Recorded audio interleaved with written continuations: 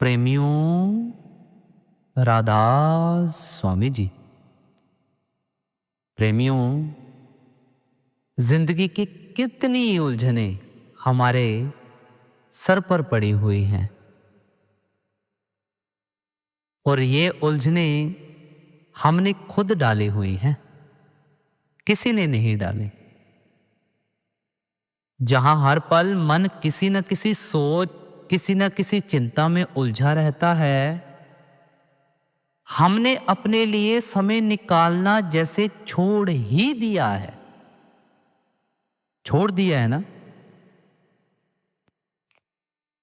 कुछ पल के लिए अपनी आंखें बंद करके अपने अंदर झांको। अंदर क्या दिखता है? अपने अंदर से पूछो कि हम क्या कर रहे हैं। इन कुछ पलों के लिए बाहर की दुनिया को, अपनी सारी चिंताओं को, अपने कामकाज को दरवाजे के बाहर ही छोड़ दें। ये अनमोल समय, ये सिर्फ और सिर्फ आपका और उस कुल मालिक का है और किसी का नहीं। जो हमारे भीतर बैठा है, हमारा इंतजार कर रहा है, ये समय उसका है। हम सारा दिन किस चीज के पीछे भागते हैं? ये मेरा है, वो मेरा है, मेरा घर, मेरी दौलत, मेरा परिवार। हम इस मैं और मेरी के जाल में इतने उलझ गए हैं कि हम ये भूल ही बैठे हैं कि एक दिन तो ये शरीर मिट्टी हो जाना है। बाबा जी ने कितनी बार समझाया, हजूर महाराज जी ने कितनी बार समझाया, हुजूर बाबा सावन सिंह जी ने कितनी बार समझाया कि ये किराए का मकान है, लेकिन फिर भी नहीं समझ आती। यहां पर हम कुछ समय के लिए आए हैं। जब तक हमारे अंदर निम्रता नहीं आती ना, जब तक हम अपनी इस झूठी मैं को नहीं छोड़ते, तब तक उस मालिक की दरगाह में हमारी पुकार कैसे सुनी जाएगी? अहंकार और परमात्मा दोनों एक जगह नहीं रह सकते। गुरु साहिब हमें समझाते हैं कि असली सुखी वही है जिसने नाम की कमाई की है। अब ये बार बार एक शब्द आता है कि नाम की कमाई जिसने की वही सुखी है। क्यों? और कोई क्यों नहीं सुखी? जिसके पास पैसा है वो क्यों सुखी नहीं है? आपको कैसे पता कि वो सुखी नहीं है? देखो, अगर आप जो अमीर आदमी है उसके अगर आप दिल की बात जानना चाहेंगे तो उसको कितनी ज्यादा टेंशनें खा रही हैं। कभी उसे इनकम टैक्स की चिंता है, कभी अपने शरीर की चिंता है, हजारों चिंताएं उसे खा रही हैं और अंदर ही अंदर उसे खोखली कर रही हैं। हम प्लानिंग तो बहुत ज्यादा बनाते हैं, लेकिन प्लानिंग बनाते बनाते हम उसी में उलझ कर रह जाते हैं। आखिर में सिर्फ वही होगा जो उस मालिक को मंजूर होगा। ना मेरे सोचने से कुछ होगा, ना आपके सोचने से कुछ होगा। होगा तो सिर्फ उसकी रजा में होगा। मालिक से जुड़ने का रास्ता बाहर के कर्मकांडों में बिल्कुल नहीं है। बाहर जाना है बड़ी खुशी के साथ जाएं, जो करना है बड़ी खुशी के साथ करें, लेकिन ये सिर्फ और सिर्फ हमारा माहौल बना सकते हैं। बाहर के कर्म कांड हमें अंदर की तरफ नहीं लेकर जा सकते। गंगा जाते हैं, जाओ। तीर्थ जाते हैं, जाओ, बड़ी खुशी के साथ जाओ। मंदिर, गुरुद्वारा, जहां भी जाते हैं बड़ी खुशी के साथ जाओ। हमारे महापुरुष हैं वो, उन्होंने हमें जिंदगी जीने का एक पैगाम दिया है। ग्रंथ पोथियां पढ़ते हैं तो उसमें भी हमें पैगाम दिया गया है कि हमने अपनी यात्रा कैसे कैसे शुरू करनी है और कैसे अपने अंतर में झांकना है। तीसरे तिल पर ध्यान एकाग्र करने से ही उस शब्द की, उस नाम की पहचान होती है। बाहर आप जितना मर्जी भटक लो, अपने मन को एकाग्र करना है। जब तक हमारा मन एकाग्र नहीं होगा तब तक ये कभी इधर कभी उधर, कभी इधर कभी उधर भागता ही रहेगा। इसे चैन नहीं मिल सकता। ये जो सुबह सुबह हम सत्संग से अपने मॉर्निंग की शुरुआत करते हैं, ये हमें पूरा दिन तरोताजा रखता है। हमारी एक हिसाब से जैसे मोबाइल चार्जिंग पर लगा देते हैं ना, सुबह सुबह अगर हम सत्संग सुन रहे हैं रोजाना, तो पूरा दिन हमें एक फ्रेशनेस सी रहती है। पूरा दिन हम एनर्जेटिक रहते हैं, क्योंकि बाहर इतने विकार हमें घेर कर बैठे हैं कि कोई हिसाब ही नहीं है। गुरु अर्जुन देव जी महाराज जी की वाणी है, किन विद कुशल होत मेरे पाई, क्यों पाइये मेरे राम सहाई। पहली पातशाही जी ने जब देखा कि लोग सूरज को कैसे पानी देने पे लगे हुए हैं, नदी में से पानी उठाते हैं और सूर्य को चढ़ा रहे हैं, वहां तक पानी पहुंचाने की कोशिश कर रहे हैं, तो पहली पातशाही जी ने भी पानी को उठाकर करतारपुर की तरफ फेंकना शुरू कर दिया। अब देखो, जब करतारपुर की तरफ उन्होंने पानी फेंकना शुरू किया तो साथ में जो सूरज की तरफ पानी दे रहे थे, उन्होंने देखा ये संत महापुरुष क्या कर रहे हैं, अपनी उल्टी साइड में पानी फेंक रहे हैं। तो उन्होंने पहली पातशाही जी से जाकर पूछा कि संतो, आप हमें ये बताएं कि आप इधर पानी क्यों फेंक रहे हैं। तो पहली पातशाही जी ने कहा कि मैं अपने करतारपुर की तरफ खेतों को पानी दे रहा हूं। तो जो साथ वाले थे उन्होंने पूछा कि ये कैसे संभव हो सकता है, यहाँ से तो करतारपुर बहुत दूर है और आप उल्टी दिशा में पानी फेंके जा रहे हैं। पानी तो आपका 2 किलोमीटर तक दूर भी नहीं जाएगा, तो आप करतारपुर की बात कर रहे हैं। तो पहली पातशाही जी ने यहाँ से तुक निकाला कि देखो, अगर मेरा पानी करतारपुर की तरफ नहीं जा सकता है तो आप मुझे ये बताएं कि जो आप पानी सूर्य की तरफ भेजने की कोशिश कर रहे हैं, सूरज तो हजारों लाखों किलोमीटर दूर है, तो आप ये बताएं कि आपका पानी वहां तक पहुंच जाएगा। ये कहानी बहुत ज्यादा प्रचलित कहानियां हैं, इसीलिए यहां से शुरुआत की। देखो, एक ऐसा ही वाकया पहली पातशाही जी का मुसलमान भाई साहबों के साथ हुआ कि जब वो मक्का मदीना गए तो उन्होंने खुदा के घर की तरफ पैर किया हुआ था। उनका, मुसलमान भाई साहबों का ये मानना था कि हमारे खुदा के घर की तरफ इन्होंने पैर किए हुए हैं, और उनको समझाया कि देखो संतो, आपने खुदा के घर की तरफ पैर किए हुए हैं।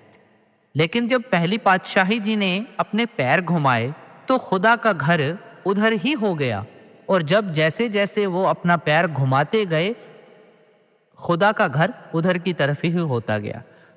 पहली पातशाही जी ने ये कहा था कि आप हमें ये बताएं कि खुदा का घर है किस तरफ नहीं। हर तरफ, हर जहान में, श्वास में, इंसान के शरीर में उस मालिक एकाएक, वो मालिक एकाएक बैठा हुआ है। ये प्रचलित कहानियां लेने का मकसद सिर्फ और सिर्फ एक ही है कि भाई देखो, हमने ना बाहरमुखी साधन नहीं अपनाने हैं। जब भी हम बाहरमुखी साधनों में पड़ते हैं ना, तो हमारी मिट्टी पलीत होना शुरू हो जाती है। कल भी बाबा जी ने सत्संग में देखो कितना खोल कर समझाया हमें, और आज के सत्संग में यही हिदायतें दी जा रही हैं। पहली पातशाही जी की इतनी प्रचलित कहानियां इसलिए ली जाती हैं ताकि हम इन कहानियों से सीख सकें, और मिलना तो हमने एकाएक उस परमात्मा के साथ है ना। तो देखो दूसरी तरफ ना हर पहेलू के साथ खोलकर समझा रहे हैं कि देखो उस मालिक को कहीं कर्ता पुरख कहकर बयान करते हैं, कहीं एकाएक कहकर बयान करते हैं। वही बाबा जी की बात देखो, किसी भी धर्म ने कहा है मालिक एक है या दो है या तीन है, सभी ने तो एकाएक कहकर बयान किया है ना। देखो अलग अलग धर्मों में सिर्फ और सिर्फ नाम रखे गए हैं, अलग अलग धर्मों में। कहीं प्यार में आकर कौन सा नाम रख दिया है, कहीं कौन सा नाम रख दिया है। वही कल बाबा जी का जो सत्संग आपने सुना, माँ और बेटे का कितना प्यारा रिश्ता होता है, एक अनोखा ही रिश्ता होता है माँ और बेटे का। अलग अलग नामों से पुकारती है माँ। क्या माँ और बेटे का रिश्ता बदल जाता है? रिश्ता तो वही रहता है ना, लेकिन प्यार से कभी सोना कह देती है, कभी लाडला कह देती है, कभी किस नाम से पुकारती है, कभी किस नाम से पुकारती है। क्या माँ और बेटे का प्यार खत्म हो गया? क्या माँ और बेटे का प्यार बदल गया? ज्यादातर हम किस बात में उलझे हुए हैं कि देखो मेरा वाहिगुरु बड़ा है, मेरा राम बड़ा है, मेरा अल्लाह बड़ा है। देखो भाई, ये सभी एक नाम है, सबसे बड़ा वो कुल मालिक है। बाबा जी भी कहते हैं ना कि मैं इस गद्दी पर बैठा हुआ एक सेवादार हूं, मैं सेवा निभा रहा हूं जो मालिक ने मुझे दी हुई है। तो हमारे में ऐसी निम्रता क्यों नहीं आती है? हम भी तो ऐसा अपने अंदर निम्रता का भाव लेकर आए ना। हम क्यों नहीं ऐसा निम्रता का भाव लेकर आते? जब हमारे मन में ऐसा निम्रता का भाव आएगा तो हमारी यहां भी बात बनेगी और वहां भी बात बनेगी। हजारों लाखों बार हम पूछने की कोशिश करते हैं कि देखो मालिक का रंग क्या है, मालिक का रूप क्या है, मालिक दिखता कैसा है। वही बात जिस्मों के दायरे में जब तक हो तब तक कुछ भी बयान नहीं कर सकते हैं। पहचान कब होगी? जब हम तीसरे तिल के ऊपर पहुंचेंगे। पहचान तो वहां जाकर होगी ना, उससे पहले पहचान नहीं होगी। और इसीलिए वाणी का होका देते हुए कहते हैं, अंतर जोत निरंतर बाणी साचे साहिब सिंह लिव लाई। उस शब्द ने ही सारा कुछ पैदा किया हुआ है और वो शब्द हमारे अंतर में विराजमान है। हमने उस शब्द के साथ जुड़ना है। देखो शब्द एक क्रिएटिव पावर है, तो शब्द ही इंसानी रूप धारण करके आता है। और एक सच्चा सतगुरु जब हमें मिलता है वो शब्द स्वरूप होता है। जब पूरा सतगुरु मिलता है वो हमें शब्द का भेद बताता है और हमें रास्ता बताता है कि हमने इस रास्ते से अपनी मंजिल मकसूद तक पहुंचना है। उस तीसरे तिल तक पहुंचकर अपने अंदर पहचान करनी है। और पहचान क्या करनी है कि शब्द भी आपके अंदर है, जो खंड ब्रह्मांड है सब आपके अंदर है। और संतों महापुरुषों का सिर्फ और सिर्फ एक ही उपदेश होता है कि असल की पहचान कराना, सच के साथ जोड़ना। इस जहान में देखो कोई भी सुखी नहीं है। मैं सुखी हो जाऊं या कोई और इतना सुखी कैसे हो सकता है, मैं क्यों नहीं सुखी हूं? तो भाई नानक जी ने पहले ही वाणी में स्पष्टीकरण कर दिया है, नानक दुखिया सब संसार। बाबा जी भी कहते हैं, भरे पंडाल में कह देते हैं स्टेज पर से ही, जब कोई ऐसा सवाल करता है कि बाबा जी मैं बहुत दुखी हूँ, बाबा जी मुझे कष्टों ने घेर रखा है, तो बाबा जी अक्सर फरमाते हैं कि नानक दुखिया सब संसार। मुझे ये बताओ कि यहाँ पर है कौन है सुखी? किसी न किसी को हर कोई दुख खा ही रहा है, किसी को धन का दुख खा रहा है, किसी को लाल नहीं हो रहा है यानी बच्चा नहीं हो रहा है, किसी को किसी चीज ने तंग किया हुआ है, किसी को किसी चीज ने तंग किया, कोई सड़कों पर भूखे सो रहे हैं, कोई अपने बेरोजगारी के हाथों तंग है। कहने का भाव यह है कोई ना कोई, हर कोई यहां इस संसार में दुखी ही बैठा है। हमें इस बात को अपने दिमाग में बिठा लेना है कि कोई भी इस संसार में सुखी नहीं है। हम किसी की तरफ देखते हैं कि उसके पास गाड़ी है, बंगला है, मेरे पास कुछ नहीं है। सुखी तो भाई वही है। कौन है? जिसने नाम की लज्जत ली है, अपने अंदर से उस कुल मालिक के दर्शन किए हैं। सुखी तो वही है। बाकी तो भाई नानक जी ने पहले ही बानी में क्लियर कर दिया है कि नानक दुखिया सब संसार। हम जो भी इस जहान में आकर बीज बोते हैं, फसल काटने के वही उसी चीज के हकदार होते हैं। अगर हम सोचें कि हमने आम का पेड़ बोया है और आमले इकट्ठे करने हैं, या आमले का पेड़ बोया है तो हमने अंगूर इकट्ठे करने हैं, तो भाई ऐसा नहीं हो सकता है। आमले अगर उगाए हैं तो आपको आमले ही मिलेंगे।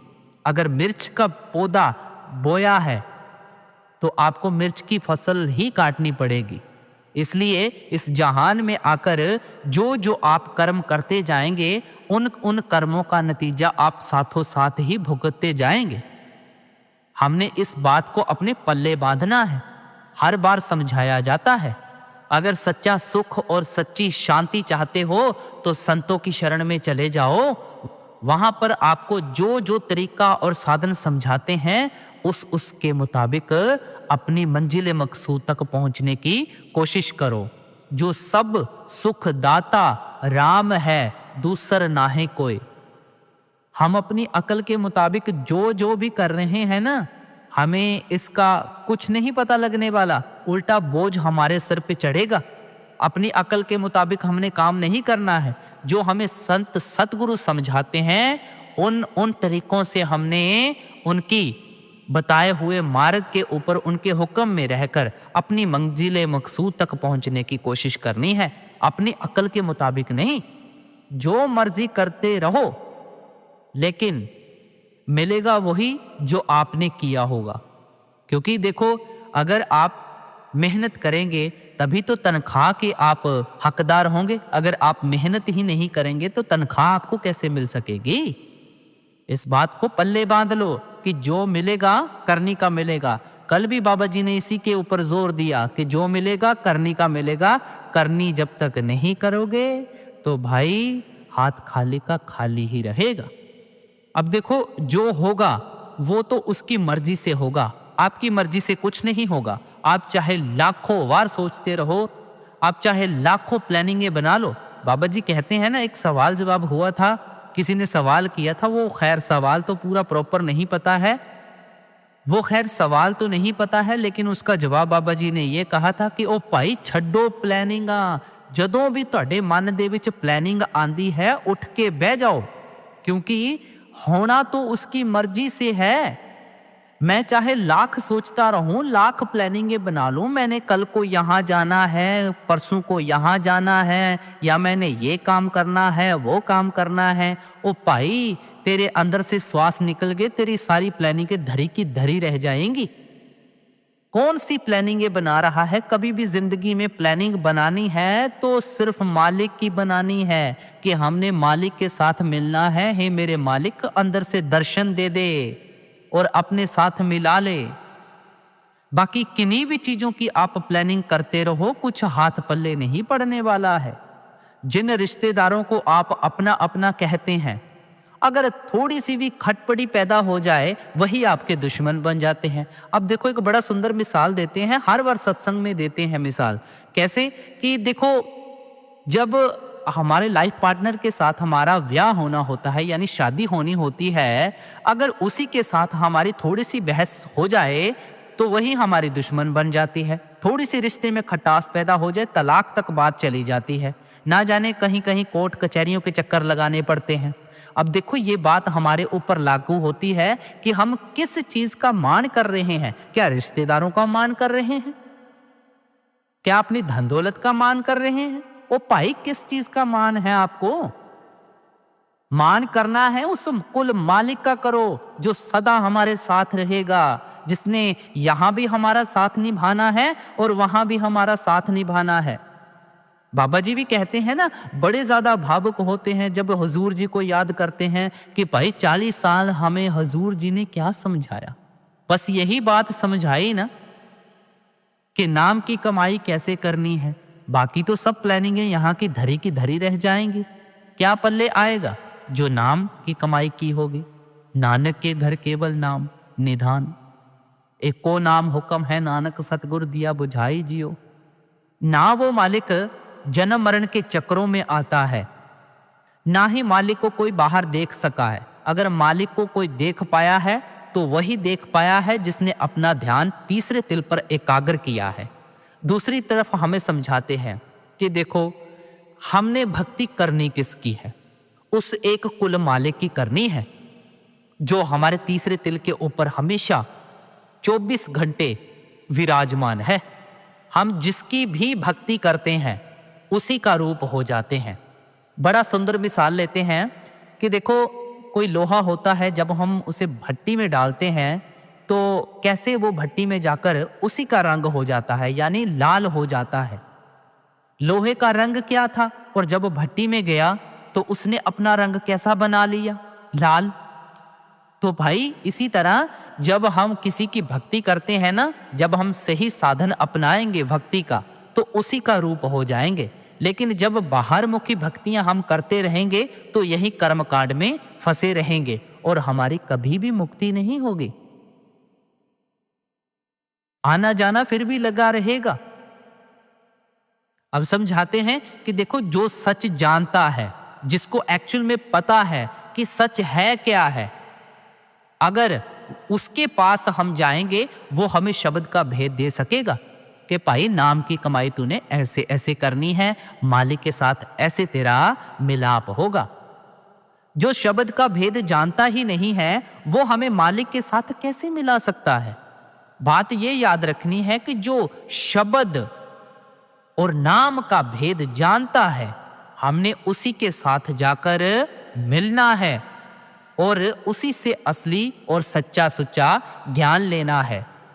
अब दूसरी तरफ समझाते हैं कि देखो, हम सोचते हैं ना कि हमने घर डाल लिया और घर में हमने ये बेडरूम रख लिया, ये किचन रख लिया, ये हमने ड्राइंग रूम बना लिया, ये कौन सा रूम बना लिया, फलाना बना लिया, ढिमकाना बना लिया। भाई ये आपके बेडरूम भी यहीं रहेंगे और किचन भी यहीं रहेगा। सब कुछ आपके ओहदे जो भी हैं सब कुछ यहीं रहेंगे। आप ये बात बताएं कि कभी ये किसी के बने हैं या किसी के साथ गए हैं? धन दौलत प्रॉपर्टी घर बार लाल बच्चे बेटे बेटियां जो भी हैं कभी आपके साथ गए हैं? आपके साथ क्या जाएगा? और तो और क्या जाएगा आपके साथ? आपका शरीर तक, जिसमें आपने इतने साल बिताए हैं, वो शरीर ही आपके साथ नहीं जाएगा। तो किस चीज के ऊपर आपको मान है? क्या रिश्तेदारों के ऊपर? वो आपका साथ निभाएंगे? थोड़ी सी खटपटी पैदा हो जाए वो तो दुश्मन बन जाते हैं। धन सदा आपके पास रहेगा नहीं। वो कहते हैं ना कि पैसा तो हाथों की मैल होती है, कभी एक हाथ में कभी दूसरे हाथ में। बात यह है कि ना हमने धन दौलत के साथ जुड़कर रहना है, ना घर बार के साथ जुड़कर रहना है। कमाओ, जितना धन कमाना है उतना धन कमाओ, लेकिन हक हलाल का कमाओ। कभी किसी का मारकर कोई भी रुपया ना कमाओ, या किसी का आप हक मारकर कोई काम कर रहे हैं या घर बार डाला है या कभी किसी के साथ ठगी की है, तो ऐसी बात को अपने मन में बिठा लेना है। जितना धन कमाना है बड़ी खुशी के साथ कमाओ, लेकिन उसके साथ कभी भी जुड़कर नहीं रहना है, जुड़कर नहीं रहना है। जब हम जुड़कर उसके साथ रह जाएंगे तो हमारा मोह माया की तरफ इतना ध्यान चला जाएगा कि हम वहां से बाहर नहीं निकल सकेंगे। जो सच्ची दौलत है वो नाम की कमाई है, शब्द की कमाई है। धन कमाते हुए हमेशा सिमरन चलना चाहिए, खाते हुए हमेशा सिमरन चलना चाहिए, नहाते हुए हमेशा सिमरन चलना चाहिए, जो गुरु का दिया हुआ है। अगर हम एक्चुअल में देखें तो ये दुनिया एक ना बहुत बड़ा एक धोखा है, ये एक सपना है जो आप ना सो रहे हो और ये एक सपना चल रहा है आपका। जब आप इससे जागोगे तब आपको इस चीज का एहसास होगा, इसकी असलियत का पता लगेगा। हम सभी एक बहुत बड़े झूठ में जी रहे हैं। और बात एक और समझाते हैं कि देखो, जब भी हमारे पास कोई ज्यादा चीज होती है तो हमारे अंदर ना लालच आना शुरू होता है। लालच हमने किस चीज का करना है? हमने अपने नाम की कमाई और शब्द की कमाई का लालच करना है। बाकी किसी चीज का लालच करेंगे तो वो सिर्फ 4 दिन चलेगा, फिर उसके बाद आपकी वैसी ही हालत हो जाएगी। बड़े बड़े राजा महाराजा आए, कोई तो भिखारी बन गए, कोई कुछ बन गए तो कोई कुछ बन गए। भाई, पैसा कभी किसी का नहीं बना है। अगर हमें मान होना चाहिए तो हमें उस कुल मालिक का होना चाहिए और किसी चीज का नहीं। मालिक के अलावा बाकी सब चीजें चिंता का विषय बन जाती हैं। ज्यादा पैसा होगा तो टैक्स का ख्याल आएगा, पता नहीं कब रेड पड़ जाएगी या कब चोर पड़ जाएंगे, कब धन लूट कर ले जाएंगे। एक धन को तो कभी नहीं लूट कर लेके जा सकते, वो है नाम धन। पायो जी मैंने प्रेम रतन धन पायो। ये तो नहीं है कि वो आपको दिया है या किसी और को नहीं दिया है, हर एक को वो धन दिया गया है। लेकिन क्या बात है, उस चीज को पहचानने की जरूरत है। जब उस चीज की पहचान हो जाएगी तब हम आगे बढ़ पाएंगे।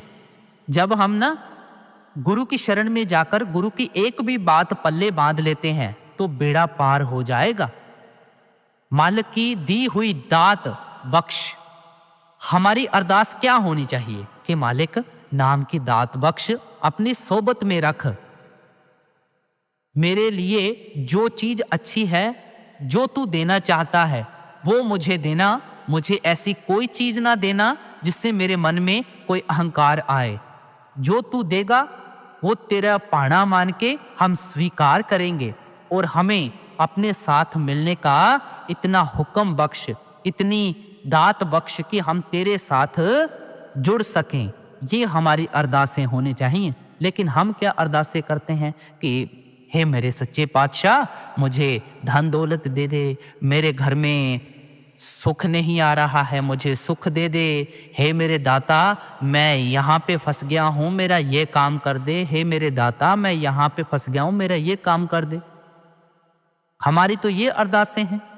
और देखो, जब हम ऐसी अरदासें करते हैं तो हमारा मन भी वैसा ही होना शुरू हो जाता है। अब देखो, पिछले जन्म तो किसी ने देखे नहीं है, ये जन्म मिला है ना, ये जन्म सिर्फ मालिक की बंदगी के लिए मिला है। हमने इस जन्म में आकर मालिक की बंदगी करनी है। पिछला जो भी हो गया है, जो आपसे गलतियां हुई हैं, जो आपसे झूठ बोले गए हैं, जो आपसे पाप कर्म हो गए हैं, उन सभी चीजों को आप भूल जाओ। सिर्फ एक बात पल्ले बांध लो कि गुरु का हुक्म मानकर अब से हमने कोई काम नहीं करना है ऐसा जिससे किसी का दिल दुखे या मेरे ऊपर कोई बुरा कर्म चढ़ जाए। हमने सोच समझ कर पैर रखना है आगे। हम उसकी दी हुई दात को अपना अपना कहते हैं कि ये मैंने बनाया है, ये मेरा है, मेरा है। तो पहली पातशाही ने जब गिनती शुरू की थी 10, 11, 12, 13, तो 13 ही तोला था। तो देखो, पहली पातशाही जी ने 13 तोला था, अपने मेरा मेरा में फंसे हुए हैं। हम ऐसा कभी ना सोचें कि ये मेरा है।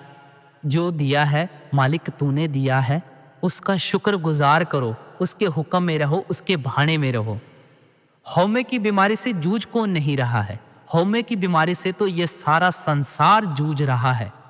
हमने अपने गले में फहा खुद डाला हुआ है। जब हम मेरा मेरा कहना शुरू कर देते हैं ना, तो ये हमारे गले में एक बहुत बड़ा फाहा है जो हम इस चीज से छूट नहीं सकते हैं। जब हमारे अंदर निम्रता का भाव आएगा, हम सेवा में लगेंगे, सच्ची सेवा में लगेंगे, भजन बंदगी में लगेंगे, अच्छे इंसान बनेंगे, तब ये हमारे गले से फाहा निकलेगा। उससे पहले अगर आप सोचें कि हमारे गले से ये फाहा निकल जाए, तो ऐसा नहीं हो सकेगा। हौमे की बीमारी को मारना पड़ेगा। हौमे दीर्घ रोग है, दारू भी इस माहे। हमारे अंदर ऐसा निम्रता का भाव होना चाहिए, ऐसा निम्रता का भाव होना चाहिए कि हम हर किसी के आगे झुक सकें। हमें कोई गालियां भी निकालता रहे, हम उसके आगे भी हाथ जोड़ दें कि भाई तू सही है, मैं गलत हूं।